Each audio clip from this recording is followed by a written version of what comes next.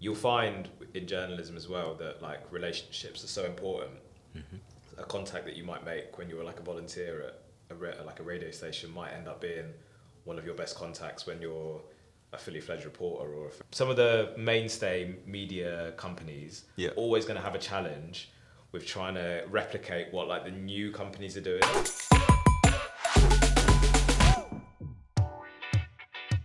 Welcome to How to Be a Journalist, a podcast by News Associates. Today's guest is Sky Sports News reporter Chris Reidy.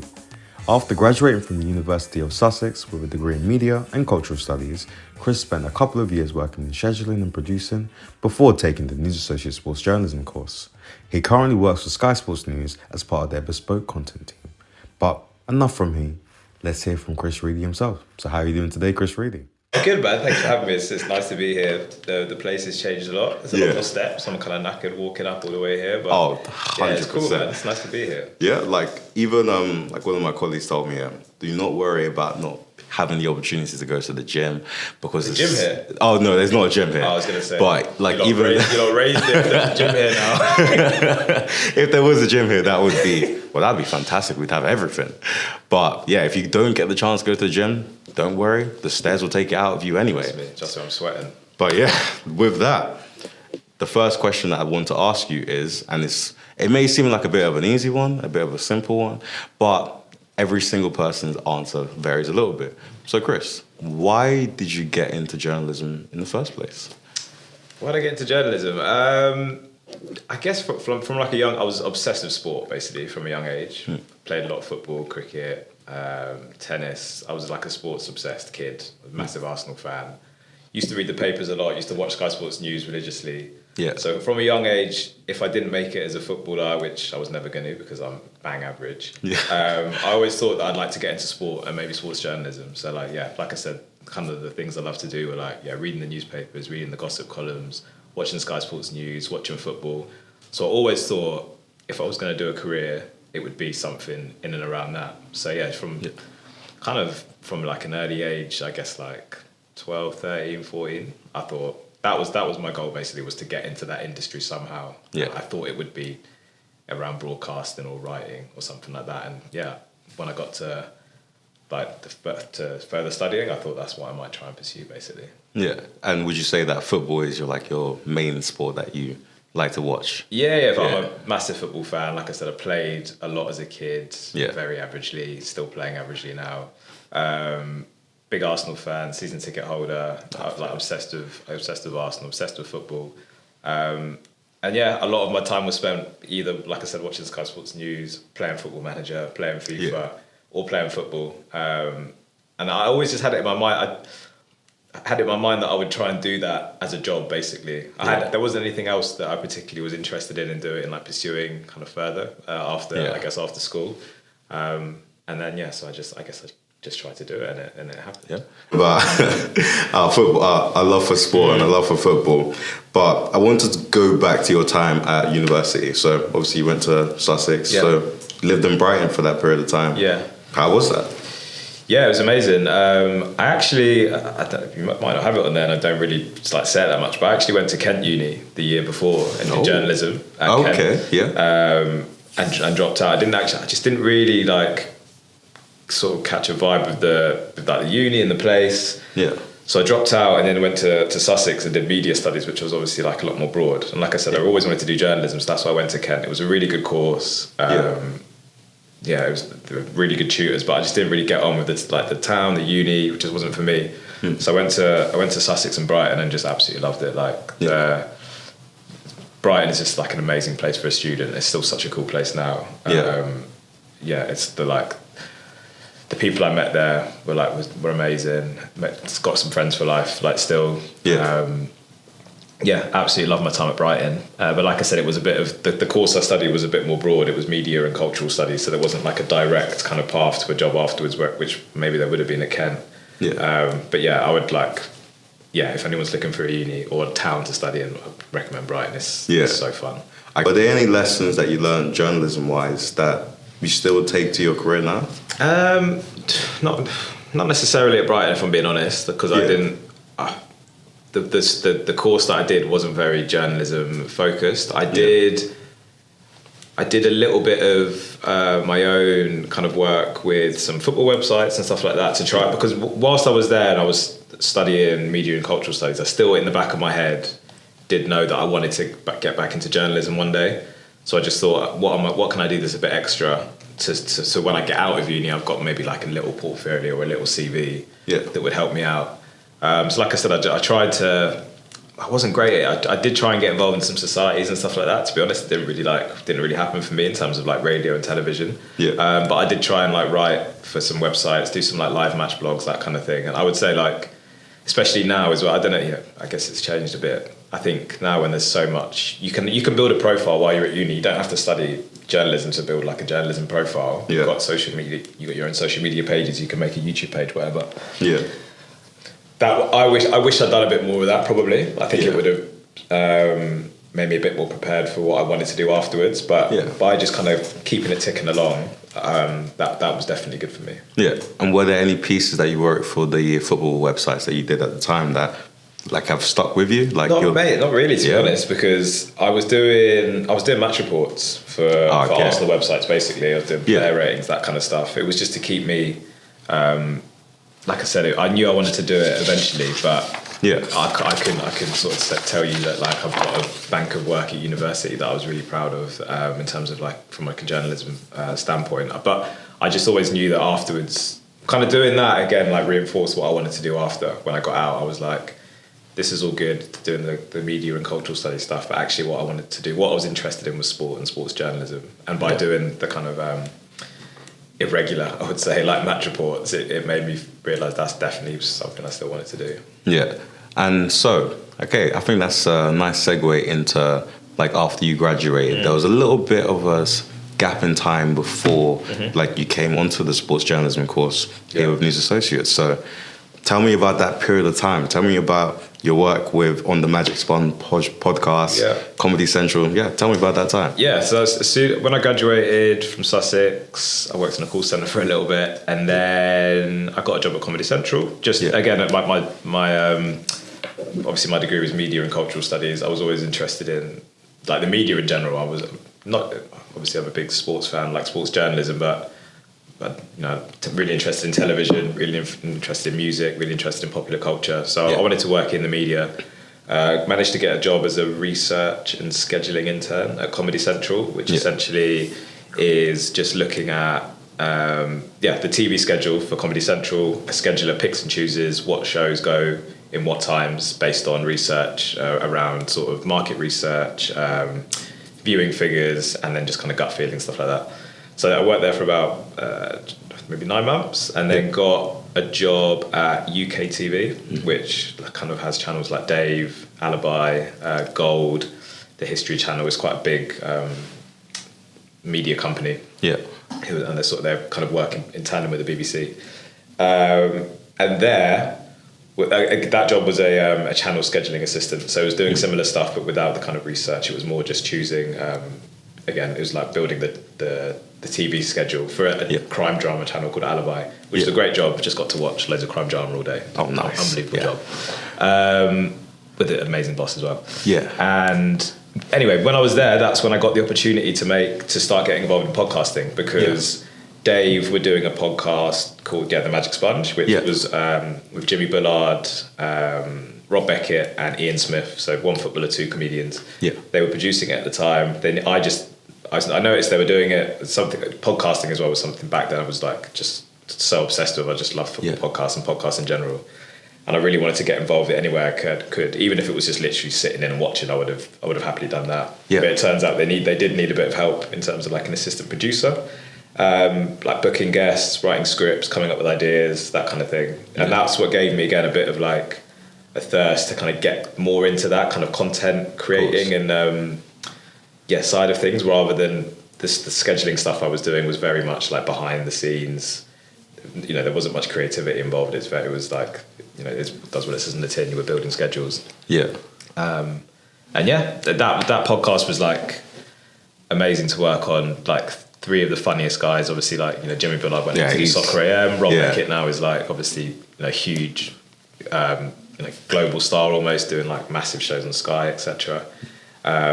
But that was it was quite a raw podcast back then. Podcasting wasn't. It was big back then, but it's not what it is now, which is just like absolutely exploded. And I think I can't remember what the ratings were, but we were definitely like number one in the UK at some points. But yeah, that was loads of fun, and like I said, it really kind of invigorated me to get into that side of things, and that's when I started to make some steps to move into journalism properly, I guess. Yeah, and so like on a role like that, where you're like getting to like talk to all these school people, why did you stop to come onto the NCTJ with News Associates? Well, when I was at UK TV, I started volunteering for Wandsworth Radio at the same time, because again, I was doing the podcast and stuff. Then that made me think like, this is really what I want to do. I want to do stuff like this.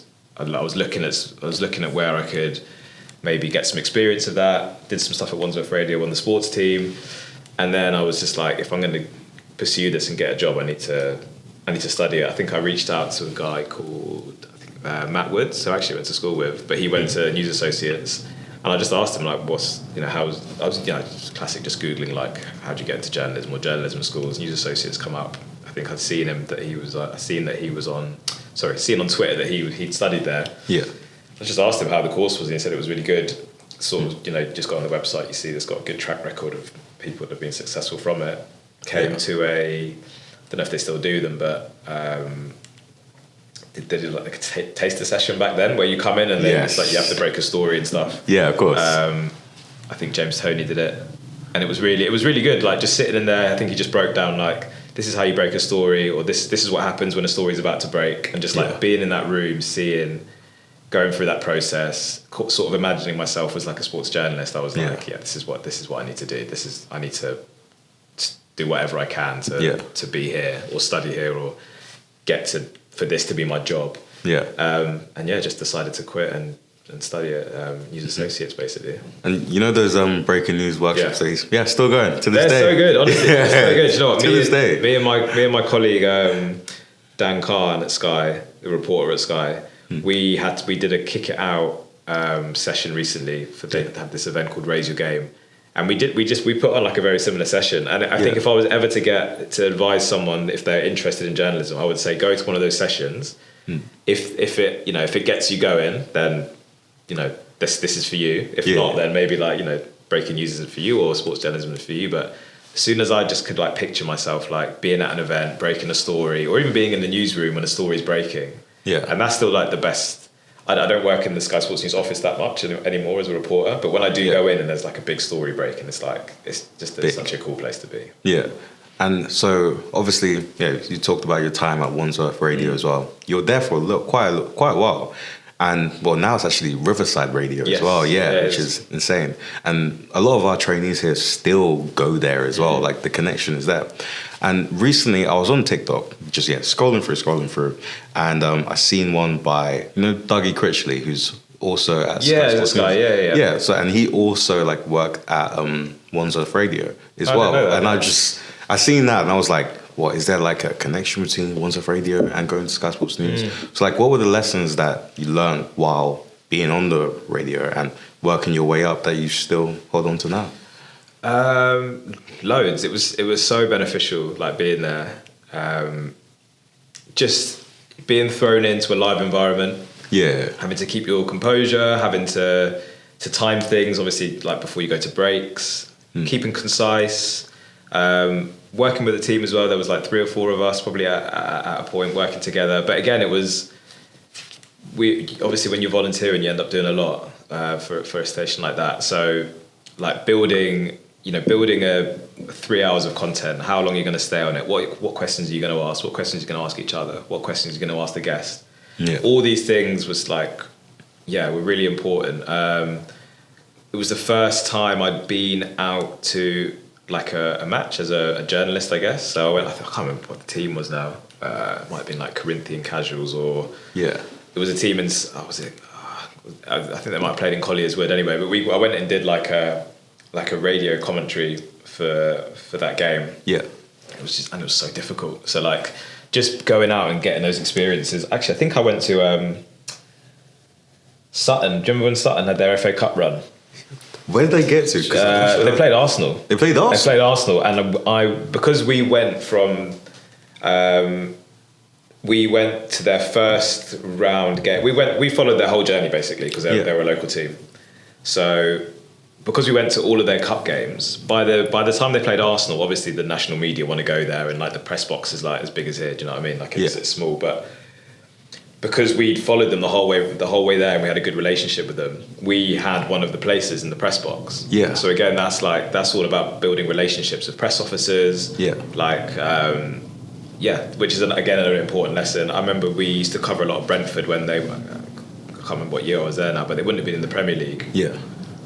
And again, we built such a good relationship with them. We could go in their press box quite a lot. Then I don't know if they've still got the relationship now, but I remember when I moved to Sky, there was still the same press officer who was working at Brentford, who was working there when I was at Riverside Radio. So you'll find in journalism as well that like relationships are so important.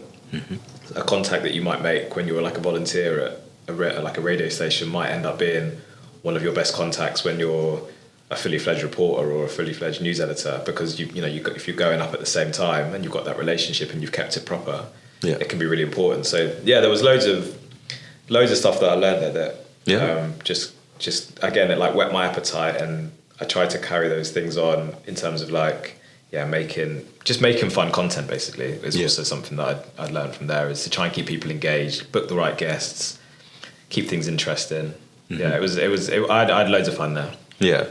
And like, okay, I think it's time to get into a nice segue into your time at Sky, because you spent a long time there at this point in various different roles. So like, started with the graduate scheme. How did you get onto it? And tell me about it. So I applied for the graduate scheme when I was at News Associates. Managed to get an interview. It was the first and only interview I think I had when I was at News Associates. They had a assessment day where you go in, do kind of similar stuff to the breaking news session. And there's all sorts of other tasks they give you, interviews that you have to go through. I managed to get the place as the graduate from that day, which was amazing. And then started on the planning team from there. Yeah, because it was what did your role as like a planning producer, like what does that entail? Because even I was thinking about it the other day, before I even came here, if somebody asked me, I'd love to be like a producer. Obviously that could mean like booking guests, that sort of things. What does a planning producer do? There's like when I remember, so I did a couple of weeks work experience at Sky before getting the job as well. I think that was during when I was studying. And when you get there, if you've not been there before, there's just so many jobs that you don't realise happen. And when you're in there, you're like, oh wow, this kind of all makes sense now. There's so much that goes on behind just like making what you see when you watch it. The planning team back then and similar now is basically at Sky Sports News. You've got a diary every single day of every single shoot that your reporters and camera operators are on. All the stories that you're doing that day. All the stuff that's live on Sky, basically everything that's relevant to Sky Sports News that day is on this diary, which is online. And it's the job of the planning team to maintain that diary, like number one, and then to plan for the next day, to make sure that everything's in order. People know where they're going, people know what they're doing, and that all the timings are correct.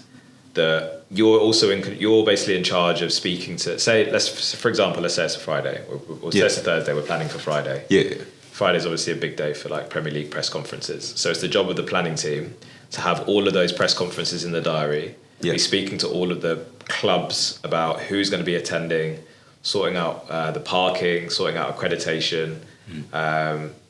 It's a job that's got a lot of different facets, but the number one stuff is basically the admin side of it, making sure people are at the right place at the right time, and both sets of sides know, the reporters and the clubs. The next thing, once that's done, obviously you can start coming up with ideas. So if you've got an idea for a shoot, you can obviously go and plan that. You can speak to a reporter about it. If you've got an idea for a story that you've been working on, if you've got a fun way to promote maybe the Super Sunday game, you can also get involved in that side of things. so there's a lot of different elements to the job, but not like the basics. I would say is literally planning. So making sure that people are in the right place at the right time in order of the Sky Sports News agenda. What's the most important story that day, basically, if that makes sense. Yeah. And does that make sense? Yeah, that makes sense. So it's like very much just making sure that whatever you see that comes onto the TV or the interviews that happen, like, you're like just making it happen, basically. Yeah. The people just behind the scenes just putting two and two together, you could say. Yeah, exactly. Yeah. You're almost the glue as well for the whole newsroom, because you've got reporters, you've got the production team who cut the material, you've got the news desk, you've got the digital team. All of those people in the office need to know what's happening on Sky Sports News tomorrow or that day. Yeah. So the way you do it is by maintaining that diary. And there's different stories require different amounts of planning. So you might have a story that needs a reporter that's going to do like a live every single hour, and you might have to build in that live plan and say, okay, we want, working with the news desk, you might say we need you live at 10, 11, 12, 1 o'clock. Those can be quite flexible as well. Mm. There might be, if there's just an interview with a Premier League player, it might not require a lot of planning. It's just get there at this time, speak to this person, and we'll deal with them, and the material is going to go out this day. And then the reporter can sort of take the lead on that. So there's different stories require a different amount of planning. Yeah. You're also looking ahead. So if there's, if you've got a big sporting event coming up like the Masters or, Champions League final, you don't start planning for that the day before. You start planning for that months in advance. So your manager will be like, okay, also in the planning team, you're separated into different sports. So the last time I was on the planning team, I was looking after football and boxing mainly. So if there's a big pay-per-view fight coming up, you start planning for that a couple of months before, probably. Yeah. Or if there's, like I said, Champions League final or a big Super Sunday match coming up, you can start to plan that 2 weeks before. Think about what guests you want. Think about what features you might want to do. Think about the reporters. Think about accrediting people. All that kind of stuff, basically. Yeah. Okay. So you spent a lot of time. Was it just like your different roles as a producer? Was it just planning, or did you go to any other roles?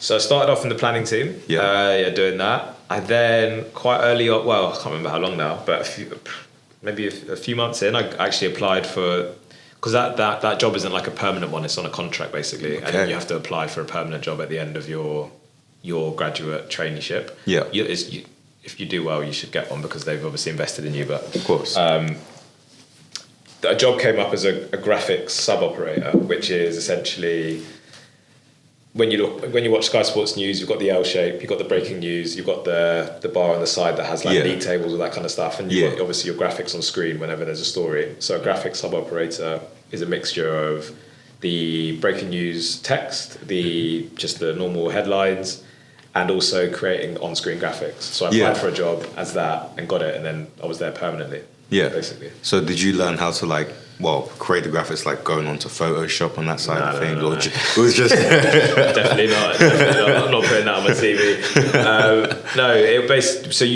The great thing is as well, you work with. We've got proper graphic designers. Oh, okay, to make that kind of stuff. And if you've ever watched Sky Sports News, when they break stories like in person, the presenters, they're often stood up by the hub, which is like a huge screen, and you can have graphics and quite nice imagery in that. So the graphic designers obviously design all that, but it's your job to kind of do the techie kind of input. So when I say technical, it's literally just like that goes there, and then the people in the gallery play it out when they want to play it out. But your job essentially is there's loads of like pre-made graphics made up. So if there's like a story on Sky Sports News today and it's like talking about a transfer, the player they'll highlight, they'll often do like a stats box about them. There's like hundreds of those stat boxes already pre-made up in the system. It's just your job to input the data and then put it in the system and then play it out basically. Yeah. So it's doing a lot of that. It's coming. You're encouraged obviously to come up with graphics ideas as well. And like I said, a big part of the job is the breaking news. So when there's a big story that breaks, it's getting that. Writing it in, inputting it, making sure everything's spelt right. Yeah, of course, etc. And getting out as quickly as possible, but also working with the producers to know when they want you to break stuff. Like I can imagine, like when it comes to making sure that there are no errors made in that, you check it again. Do you have like 3 eyes making sure that the correct information is inputted? Yeah. For big stories, for like obviously for sensitive stories, producers like to come and have a look. It's always good. Always, if you're unsure as well, I'd always just ask someone to have a second look at it, especially when you're starting off. If you're breaking a story around, like a legal matter, something sensitive, it's definitely worth anything around court. Basically, is always good to just have an experienced producer just come and have a look at it. There's no shame in that. There's no rush in getting that out. You'd much rather break something 10 seconds later than break it wrong and spell something wrong or get mix up some sort of your wording in a legal case, basically. So when a big story breaks, it can be quite it's fun, but you can be a bit like you can get quite nervous. Of course. And when obviously when the breaking news comes, sometimes it's on the bit. It gets bigger. You can have like the short, more concise headline. Yeah. And if you obviously don't want to get that wrong because it's in your face. No, of course. So just get anyone who does that job. I always just say, look, if you're not sure, just get someone to check. It's never gonna hurt. And a producer would rather you ask them than you get it wrong as well. Yeah, because like even somewhere in the building as well, you'll see on the wall, it's better to be right than first. Yeah, and it's just true. It's like nobody will come up to you and go, oh, do you remember when you were a minute late for that breaking news story? But if you spell someone's name wrong, somebody will be like, do you remember when you spelled that guy's name wrong? People will remember that. So just good advice. And was there like before like your role like as a reporter now, like was there any moments where like you made a mistake and you had to overcome it, or any trials and tribulations? Yeah, look, I think on graphics you can make mistakes, and that like everyone makes mistakes in them, whether that be like spellings or if you get something wrong, and that you can go a whole shift, have a great shift on a graphic shift or on any shift really. That graphics especially, I think you can go a whole shift doing everything right. You spell one thing wrong, someone notices it, and it can really deflate you. But it's good lessons in a way, because it means that it keeps you sharp, it keeps you double checking things. Mm-hmm.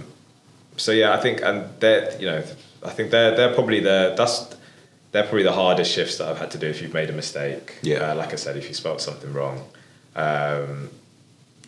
But they just all it does is it just reminds you to keep standards high. Because in a job like that where it's sometimes the shifts would start at 3 a.m. and you'd finish at midday, so you're getting you'd be knackered, and there could be quite long shifts, especially if you're just doing breaking. If it's a busy day, you're doing a lot of breaking news. You can come from the shift just feeling like, oh, what's the point in this? This is really what's the positives here? But it just means next time, it just means be alert. It just raises your standards as well, because you can be highlighted if you make a mistake. Basically, I would say a lot more than a lot of other jobs in the newsroom. It's like having that mentality to just be like, okay, I may have cocked it up this time around, but you know what?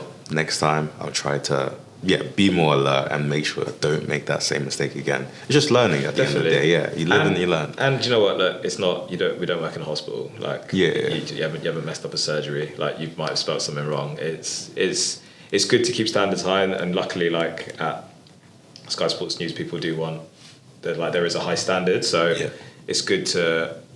You don't want people to. You want to be. I think if you're disappointed, it's a good thing. It means that you care. Basically, if the place was just littered with people who were just making mistakes all the time, and it was just a bit like, it's fine, then that's that's probably the sign of somewhere that's doesn't have high standards. And the reason I wanted to work at Sky Sports News was because it was, for me, it was always seen as the best place for breaking news, the best sports journalism organisation, because the standards were always really high. The production was really good.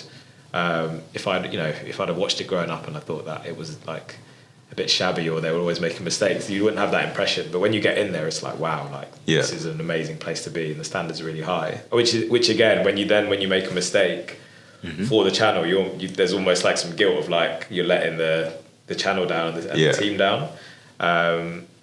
So it's just that's always what I'll take from being a graphics sub operator. It was just keeping standards really high, double checking, not rushing as well, which can apply to like stuff that I'm doing today. Yeah. Okay. And with that, I actually have the first question that like a listener of this podcast is actually already posed to you. Who's literally just me? Yeah, to you. Personally? Personally to you. This is actually the first time this has even happened. Wow. That somebody before recording has been like, okay, can you ask Chris Reidy this? I was like, really? Okay, yeah, that works. So I watched a video on just to quickly segue on the Kick It Out put up a video yesterday in that event I was telling you about, the Raise Your Game, and it was like what was it? It was like a name this person or pass. Yeah. And there was like people who work in TV, and they put like Gary Neville, Jamie Carragher, and then who else? Some other like famous footballer, and they put me on it. I was like, why have you put me? No, I was like, why have you put me? Because then the person just went pass. No, I was obviously. Because why would they? So it's nice that someone knows who I am. Yeah, because what they wanted to ask you is that obviously Sky Sports News has been around for a long time. It's like basically at the top of sports media, but obviously in like the need to stay relevant, because obviously times have changed, social media is on the up. So obviously we're seeing more influencers and we're seeing more like even YouTubers coming onto the channel. So what's your thoughts about how Sky Sports News is moving with the times? It's a good question. Yeah, it's a really good question. It's a really good question. Someone actually asked me, I did like an EDI conference a couple of weeks ago, and someone asked a similar question about kind of comparing, if you compare to kind of like Copa and Versus, like how does Sky Sports keep up?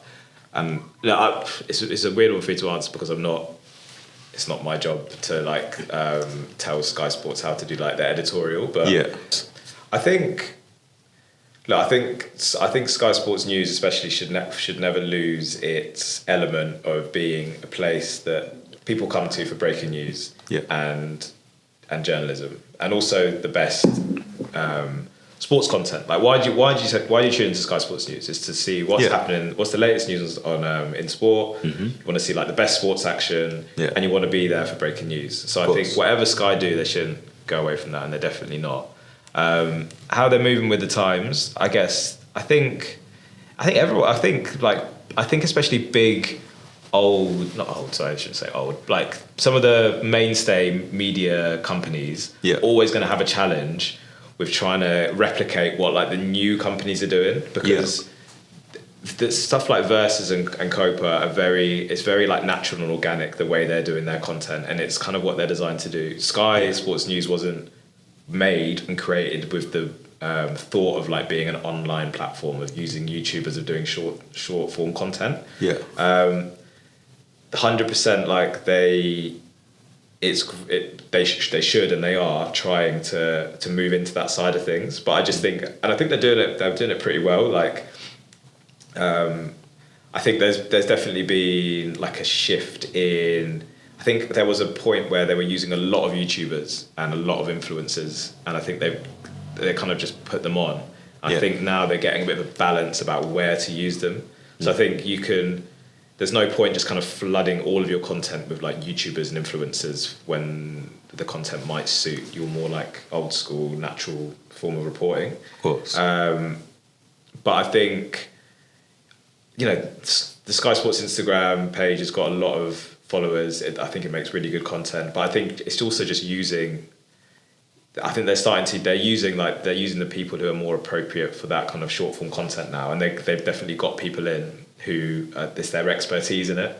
I think as long as you do that, I think there was a shift where they were trying to do short form content, but maybe they didn't have the people who were used to making it. But now they've definitely, especially on the social media team has grown massively. They've got people who are experts in that field at making social content. So you should definitely, and there's no reason why Sky Sports and Sky Sports News shouldn't be doing that kind of stuff. It's just getting the right people to do it who are experts in making that, I think. And I think the Instagram page makes some really good content. I guess it's probably more of a challenge for us on Sky Sports News, where it's more of a news channel about how we make that short form content, but and how I think we've been tasked with making some like and my teams like TikTok documentaries and stuff like that. And I have to be honest, it's something that I've not ever really thought about on that good at. The other reporter in my team, Miriam Walker Khan, she's like always kind of been thinking about that stuff. She's really good at it, so she's kind of more suited, I think, to make that stuff right now. It doesn't mean that you can't learn it, but I think you shouldn't just force that kind of content just because it's like the thing to do or because we're seeing more of it. But I do think gradually, I think we're good at it, and we're definitely getting better at it, and getting better at placing it as well. Yeah. I don't know if that answers that. Yeah, no, that answers it. Yeah. And it actually works as a decent segue into the next question I have for you. And it's more so like how your role, just in general, is showing how Sky Sports News is moving with the times. So you work as part of the bespoke content team that has a focus on diversity. So tell me about your role now. Yeah, so that team's been around for a couple of years now, maybe 2 or 3 years. Yeah. With the task of making content around diversity and inclusion, but not just that as well.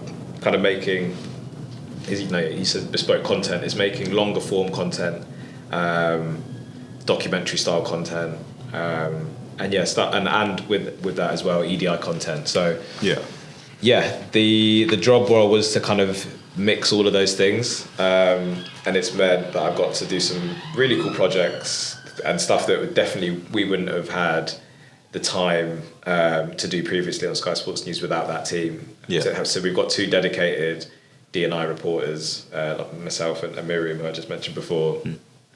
And like I said, without repeating myself too much, our remit is to kind of tell like untold stories from people from underrepresented communities, but also still the best stories as well, and still like big name stories and stories that are worth putting sort of time into in terms of resource, but also the content itself. So like a couple of projects that I've done since being on that team is a documentary on Africa in the Premier League, and a documentary just finished on black managers in English football. Now, those are 2 subjects that we've covered before in the past at Sky Sports News, but probably not in that kind of depth and that length. But by having a kind of dedicated team who are able to do that those are the projects that I've managed to do. And the team before I joined have done loads of good work on untold stories, and still continue to do so. But by having that dedicated team, it means that those stories aren't rushed, where they just might have been in the working in Sky Sports News, things are quick. It's a fast-paced environment. Like stories break really quickly, content changes from hour to hour. Some stories don't often get the attention they deserve just because they literally can't, because it's just so quick. But by having a dedicated team, the bespoke content team, it's meant that those stories kind of don't get lost. They get treated properly. They get looked at properly.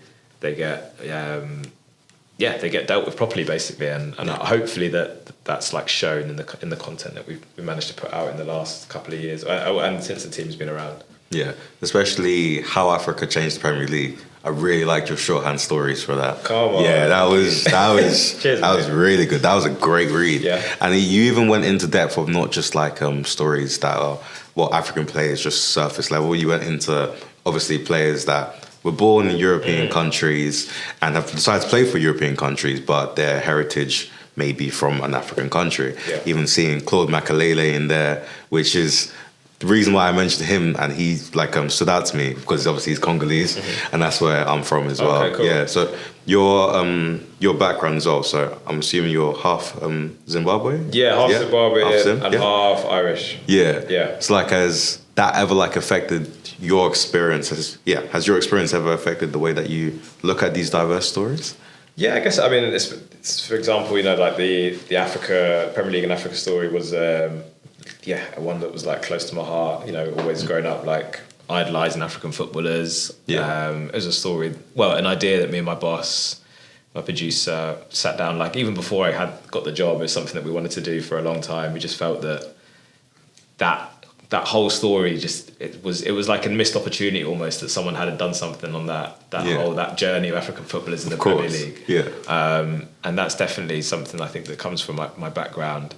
Again, similar with the black managers in English football. That's that's just, you can't explain it, but it's just something that is just personal. Well, it's just personal to me, obviously, being from the background that I'm in, and having, relating to those black footballers the managers, sorry, and just seeing the problem and it just being quite an emotional one to witness.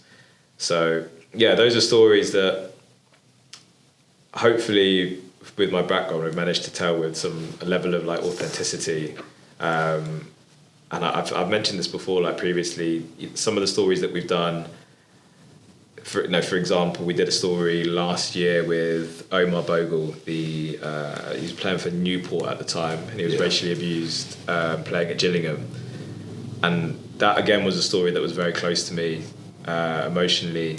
I went and interviewed him. I'd been speaking to him for quite a while, but even as soon as I sat down in the chair with him, because we've been speaking for a while, he could tell that I'd been through something similar in the war in some time in my life, and that just relaxed him straight away. Yeah. So telling him, being able to do those kind of stories with people who've shared similar experiences to you, people who are passionate about the same things as you, people who want to tell those stories but also want to feel comfortable in telling them to somebody who understands it, has been really amazing, really. And it's been, I wasn't checking the time there, by the way, I was just doing that. It's been really special. And I'm hopefully, like I said, there's been like a level of authenticity in those stories because of, I guess, my background and my passion for those kind of stories. Yeah, of course. I think it shows the importance of getting people from diverse backgrounds to report on those sort of stories. It's not to say that people that aren't from diverse backgrounds can't report them. Mm-hmm. They really can. But it does show the need for like a diverse newsroom, because you get those people to write those stories and do them justice. I said the exact same thing the other day. I said, there's no, and I would never encourage this, there's no reason that somebody from any background can go and report on any story. But there is added value, I think, in having a diverse newsroom and being able to lean on people who might have different experiences and different ways of thought. If you've only got one option to, in terms of the demographic of who you're choosing to go and report on, if you're in a newsroom and you've literally only got middle-class white males telling stories, then you're just going to get that. Not to say they might all have different points of view and different thoughts, but you're still just going at one demographic, and you're not giving yourself the opportunity to have a diverse way of thought in that newsroom. But by opening up and giving people opportunities, it's just going to benefit the way you tell stories and the experiences you can lean on, the way you tell those stories, the different experiences people might have. I think, that's my opinion anyway. Yeah, of course. And so, like, when you're working, like, as a reporter at Sky Sports News, and you're working on all these amazing stories, like, how is your work-life balance going? So, like, because it can seem like it's a bit of an all-consuming role where you're just like, journalism is my entire life. I don't do anything else. Like, do you have that balance? And if you do, teach us. No, do you know what? I guess it's one of those jobs where you've got to be prepared to work longer hours. Or I'm very lucky in the respect that the job that I'm doing currently, it's a rare job that I don't have to work many weekends, because we're working more on feature length stuff and documentaries and stories that are almost away from sport, if that makes sense. Not like the day-to-day on the pitch stuff. We're doing we're kind of doing off the pitch stuff. So I don't have to go to games and work weekends, but even so, like, you can have, like, even at the moment, like, you can have 3 or 4 projects on at the go. I'm not the best at time management, so you can sometimes feel like you're working late into the night, or you don't know where to start sometimes. But it's I don't know. It's you get better at it as you go on. But I think it is just sometimes it's just reminding yourself that, okay, if I stop now, the world's not gonna stop. So I do try and keep a good work-life balance. I'd encourage, like, if you're working extra hours, just tell your producer or your boss, like, if you need to get the time back. I'm a big believer in, like, making sure you're, like, clocking what you're doing and getting it back, because you're not doing it for free. Like, your time isn't free, and you should have a life as well. But I don't know. I don't know if I could offer advice into keeping the balance. I'd just say, it sounds like a gambling advert. When you need to stop basically. Yeah. You'll always work better if you're fresh, basically. Like I'm a bit guilty of this, like just dragging it out and like staring at my screen when nothing's happening. Just if it's not happening, just leave it and come back to it tomorrow. Like if you've got a deadline, you got to hit that, and that, like that Africa stuff, and like writing the article, the 2 documentaries. They're actually the first one I not so much, but the second one we've just done, the Black Managers one. There was a lot of like late nights in the edits, just getting stuff done, and you just gotta like, if it's part of the job, you just gotta kind of grin and bear it and get through it. And like I said, make sure if you are working ridiculously long, just make sure you're getting the time back. Yeah, of course. And so you've done like loads of like really like good interviews. Like you've done with so many people, like just in sports, just in general. Like you did one with Papi Cisse. You've obviously already spoke about Jude Bellingham as well. And you even did one with Ademola Lookman after he scored a hat-trick in the Europa League final. That was still insane. Amazing. Yeah. Like how do you build that rapport like with like all of these athletes and have you be like the first person they come to do an interview? It's a bit of a mixture. So who the three just mentioned there? So Papi Cisse, yeah. Let's say Bellingham and Ademola Lookman. Okay, so those are 3 good examples because they're all different in how like they show 3 different ways of getting stories. Yeah. So Cisse we needed to get for the Africa documentary. Yeah. That was a case of, first of all, I'd say you're very lucky at Sky Sports News because you've got a good range of contacts in the newsroom. Yeah. Of reporters, news editors, everyone who works in the newsroom has got quite good contacts. So first starting point is, do you like, for Cisse, it's like, okay, who's got his number? Yeah, of course. Yeah. One of our reporters had his number. So it's like, okay, that's a win. Like, let's see where we go now. Boom. But then it's like, okay, I'm going to ring him. He doesn't answer the phone. Cool, okay. So let's text him. Text goes through. Cisse, I don't think we had I might be able to. I've got my phone on me, but that was so long to sort out. Basically, that took absolutely ages of like texting, calling, arranging dates. So obviously, first of all, you need to like, you want to build a good rapport, explain what you're doing really well, kind of sell it to them a little bit. And that's what we did for the Africa project. It was like, we're going to making this documentary about Africa. Yeah. Your history. We want to kind of showcase it. The amazing goals you've scored. Part of a great Newcastle team. We want to tell your story. Yeah. On message, and then back and forth, building a rapport. Calling. Kind of like I said, selling it, making sure that they're happy with it. And then so eventually I think generally that must have been about 6 months of like back and forth, having dates sorted, getting cancelled, going up there, and then we eventually went up there and did the interview. So that was just literally getting a number, convincing them, and then doing it. And you have got the backing of the name of Sky Sports. People I think naturally are willing to do it if it's got Sky behind it. Especially for a project like that, it wasn't the hardest sell. Yeah. But anyway, that's one example of doing that.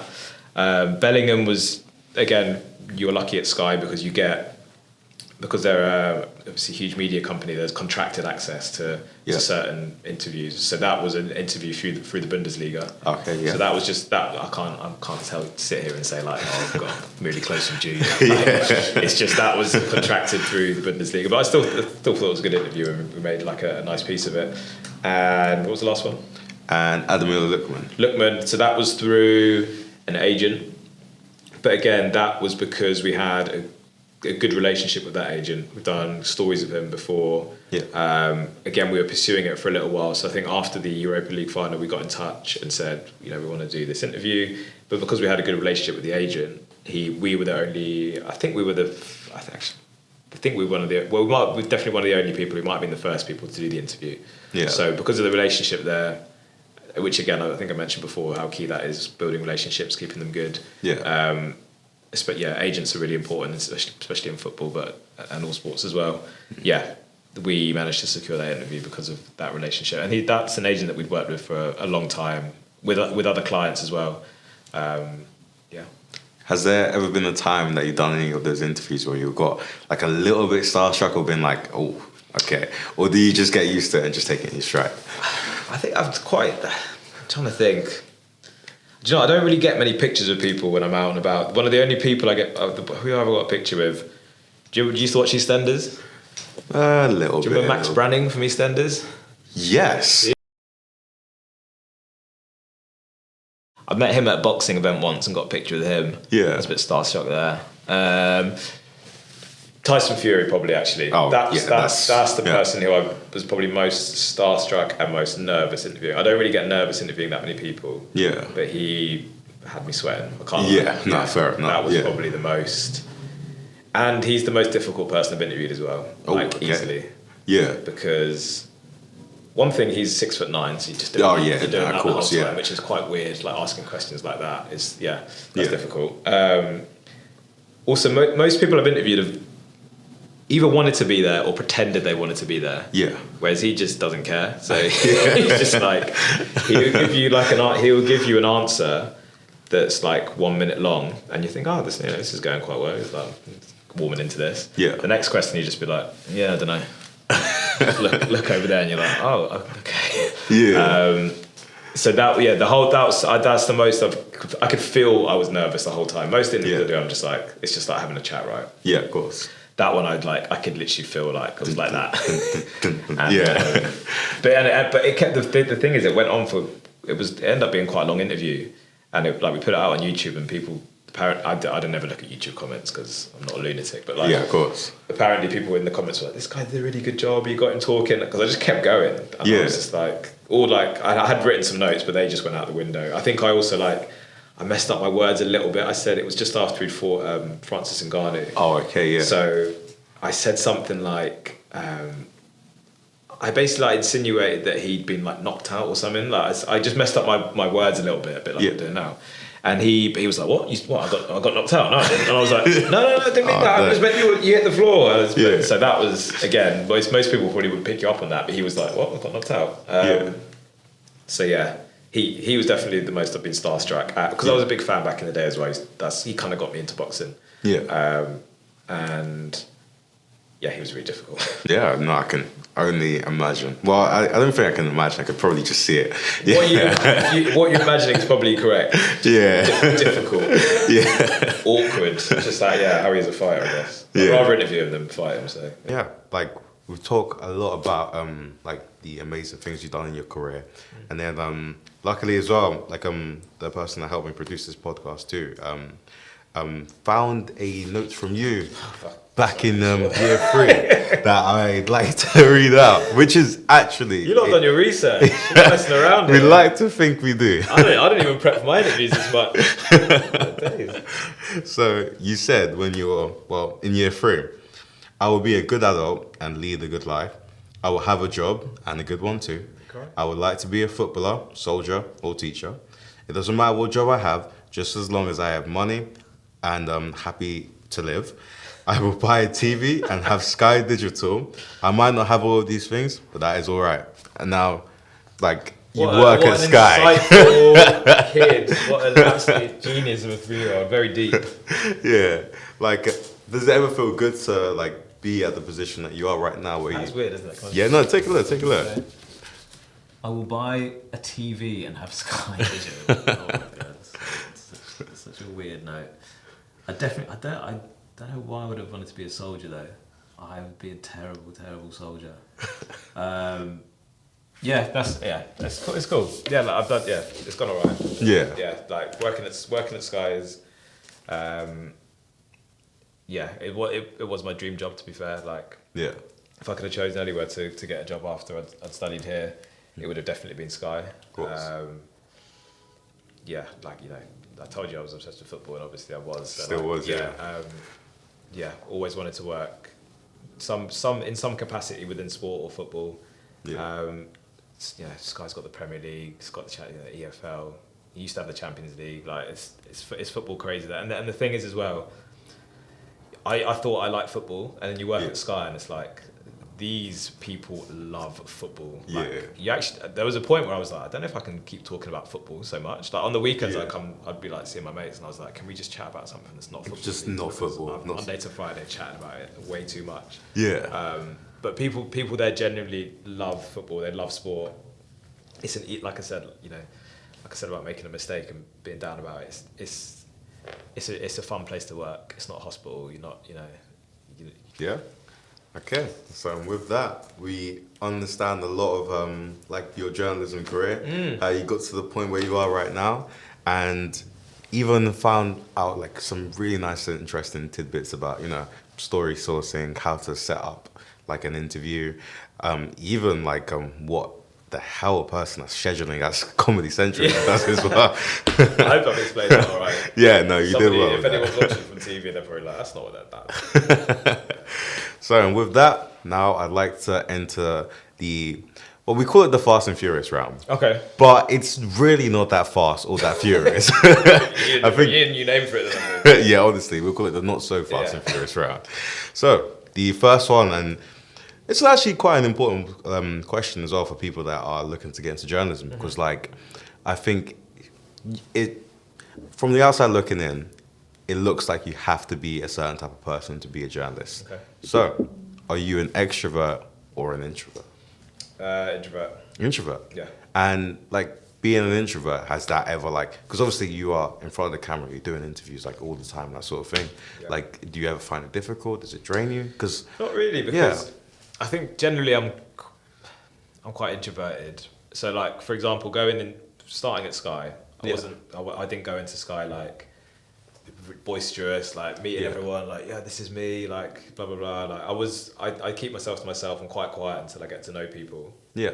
Which in somewhere like Sky can be a little bit intimidating, because there's a lot of big characters. It's a big office anyway. Yeah. Especially if it's your first job. Well, it wasn't my first job, but like I imagine if it's your first job, again, it's a huge corporation. There's famous people walking in and out. There's big characters. There's strong personalities. You have to be strong in a newsroom. But to your kind of question, which I think is like a good one and would be good for people to know. I think if you just if you end up working in somewhere like a newsroom, which can be a bit intimidating, I think just be yourself. Don't try and like act up. Just like concentrate on doing your job really well, and you'll be noticed. You don't have to be the loudest there or something you're not to be noticed. And that's what I always try to do that, and I think I'm glad like it kind of worked. I would sometimes get feedback of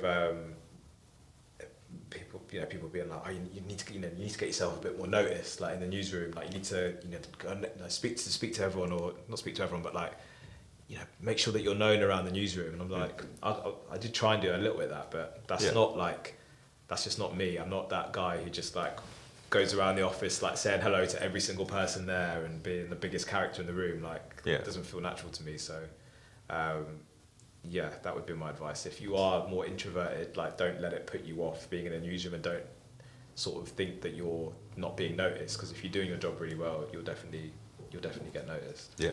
Let's see. That answer will do a lot to a lot of different people. Because even myself, like I think I like to think of myself as like an ambivert, somewhere in the middle. I think I've got those introverted traits, but sometimes I can be quite extroverted. I actually don't really know. Yeah, but I'd say I'm the same. Yeah, it's just with time. Okay, next one. Do you have any nicknames? Not really. Well, Reidy. People call me Reidy a lot. Yeah. When we're best friends, you start calling me Reidy. I will be calling you Reidy. Yeah. People then think that people call me Reidy so much that they think it's a nick. So my name actually is Reidy. Yeah. Second name. But people call me Reidy so much that a lot of people think my name is Reed. Yes. To the point where on Sky Sports News, I've been labelled as Christopher Reed on screen. Graphics mistake. Yeah. Yeah. That is wild. Actually, one of my best friends, like a friend that I've known for a long time, yesterday sent me a wedding invite with Christopher Reed on it. Oh yeah, that is like, bro, outrageous. You actually don't know my name. At this point, you actually don't know what my name is. At this point, you're thinking no, but yeah. It's because it's like It is quite like a unique surname. I've never heard Reedy before Reedy? in particular. Really? Like, because yeah, at first glance you think Christopher Reed, but Yeah. as we were looking at like your LinkedIn page, it's Christopher Reedy. You're Yeah. not going to put something that's not. Well, he's got his nickname on there. Yeah, you're going to put your Taking real it a name. bit far. Yeah. So yeah, Reedy. People call me Reedy. Yeah. Yeah. Night owl or an early riser? Night out or night owl? A night owl. Oh, I yeah. was gonna say. I mean, that's another. Those two don't mix. Yeah, that's another question. Early. Well, I'm a bit of both, but these days, early riser. I would say. Yeah. Yeah. Yeah. Early riser, and having to do early shifts at Sky that started at 3 a.m. definitely. Oh yeah, that does that. That will do that to you. That would change you. Yeah, I can only imagine. And then, who would be your dream interview if you haven't interviewed them already? I'm just going to sound so basic here, but probably, and it's changed a bit now, but my hero is Thierry Henry. Okay. I would have loved to have interviewed him actually for the documentary we just did on Black Managers. Yeah. I think when I joined Sky, they ask you that actually, the graduate scheme, they ask you, you know, who's your dream interview, and I think I said Thierry Henry, but that was more like fanboy. Yeah. I think now I'd really love to interview him on coaching. Yeah. And I watched a clip of him kind of, actually, I think it was yesterday.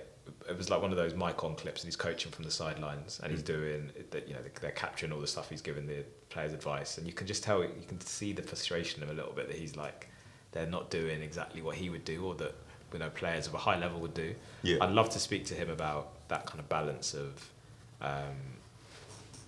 being a coach, but being such an elite player with such elite talent, and then coaching people who aren't obviously as talented as you.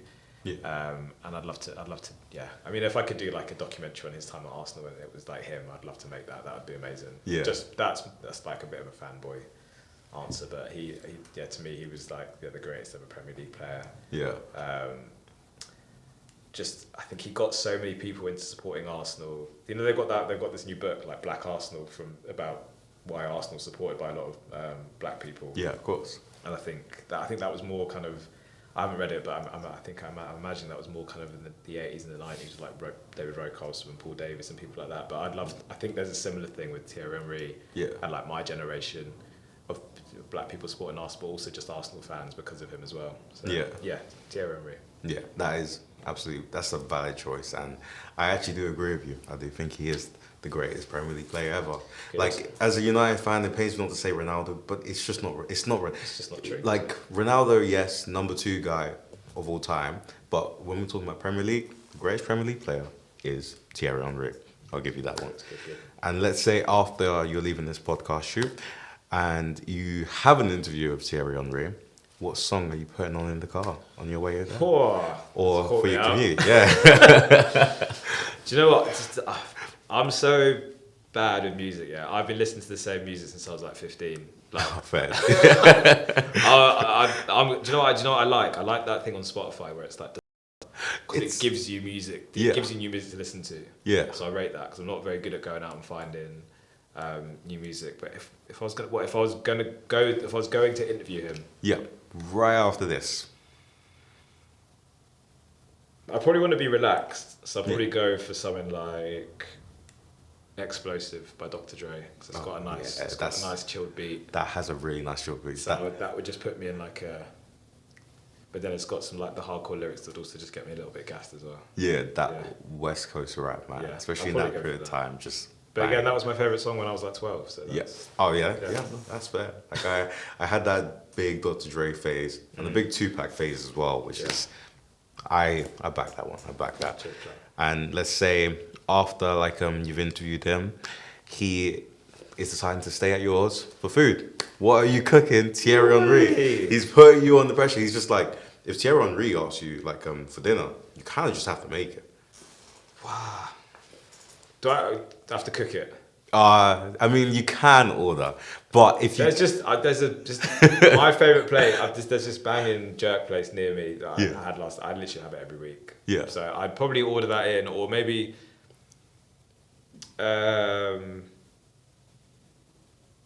I reckon, maybe some jerk chicken. I think he's Yeah, I think that. Yeah, Jerk some chicken, jerk rice chicken. and peas. Yeah. Or either ordered it or I'll give it a go myself. Yeah. I'm quite good. I'm decent at wings as well. Yeah. I can rustle up some nice wings. Oh yeah, nice. But with Yeah. and I feel like that can maybe do. He'll like the jerk as well. That's actually. what I'm. He just has that vibe. Yeah. I don't know what. Yeah, let's go with that. Yeah.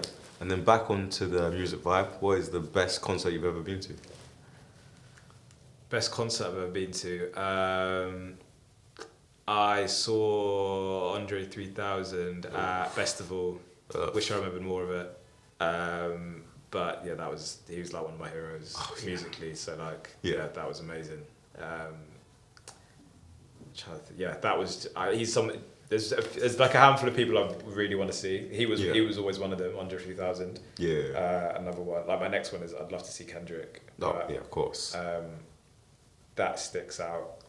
I would say I saw Red Hot Chili Peppers, but I think they were a bit past their time. But by the time I saw them, like good music, but not their era anymore. Yeah.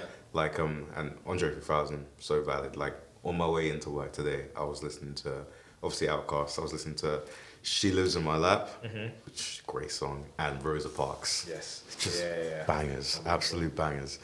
And then final couple of questions or so. Favorite movie? If you had to answer, because I know it's a difficult question. Favorite movie? I'm just gonna go with the movie I've watched the most, which is Pulp Fiction. Oh, okay, that's a good one as well. Yeah, good. Yeah, it's got like the music's banging, the story's obviously amazing, acting's really good. Yeah, I love that film. I could watch that every week. Yeah, like and actually, do you know what? I haven't watched it for a while, but yeah, it would be Pulp Fiction. Yeah. Well,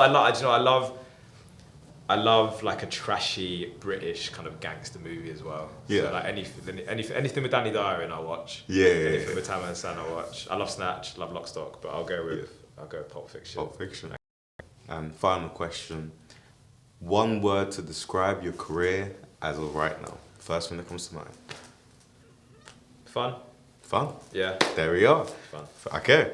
Thank you very much for coming onto the podcast, Chris. It's been a great conversation. Appreciate you. This is How to Be a Journalist, and I've been